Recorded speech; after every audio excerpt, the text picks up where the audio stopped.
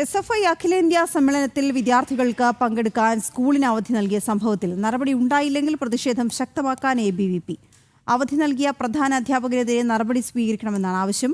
പ്രധാന അധ്യാപകനെ സംരക്ഷിക്കുന്ന അന്വേഷണ റിപ്പോർട്ടിന് പകരം വ്യക്തമായ റിപ്പോർട്ട് പൊതുവിദ്യാഭ്യാസ ഡയറക്ടർക്ക് സമർപ്പിച്ചിട്ടുണ്ടെന്നും നടപടി ഉണ്ടാകുമെന്നും DDE കഴിഞ്ഞ ദിവസം ഉറപ്പു നൽകിയിരുന്നു. ദിസ്ന സുരേഷ് ചേരുന്ന വിവരങ്ങളുമായി. ദിസ്ന, എന്താണ് ABVPയുടെ നിലപാട്? വീണ, ഇന്നലെയാണ് ഇത്തരത്തിൽ ABVP ഉപവിദ്യാഭ്യാസ ഡയറക്ടറുടെ ഓഫീസിലേക്ക് ഒരു മാർച്ച് നടത്താൻ തീരുമാനിക്കുന്നത്. തുടർന്ന് നടത്തിയ ചർച്ചയിലാണ് ഇത്തരത്തിൽ SFIയുടെ അഖിലേന്ത്യാ സമ്മേളനത്തിന്റെ ഭാഗമായി സ്കൂളിന് അവധി നൽകിയ സംഭവവുമായി ബന്ധപ്പെട്ട് വസ്തുതാപരമായ റിപ്പോർട്ട് സമർപ്പിച്ചിട്ടുണ്ട് എന്നൊരു വിശദീകരണമാണ് ഈ ചർച്ചയിൽ ഉപവിദ്യാഭ്യാസ ഡയറക്ടർ നൽകിയത്.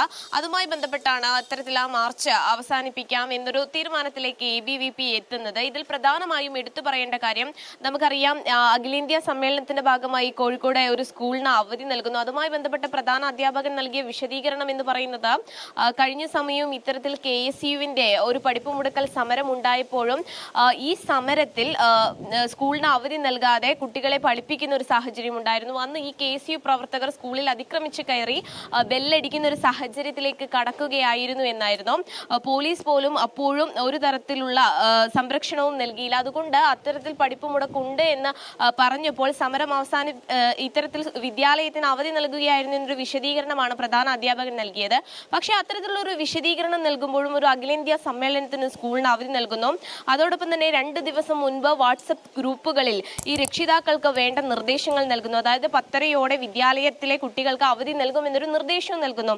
ഇതിനെതിരെ വലിയ രീതിയിലുള്ള വ്യാപക പ്രതിഷേധം ഉണ്ടാവുന്നു. കഴിഞ്ഞ ദിവസം ഇതുമായി ബന്ധപ്പെട്ടുള്ള റിപ്പോർട്ട് സമർപ്പിക്കപ്പെടുന്നു.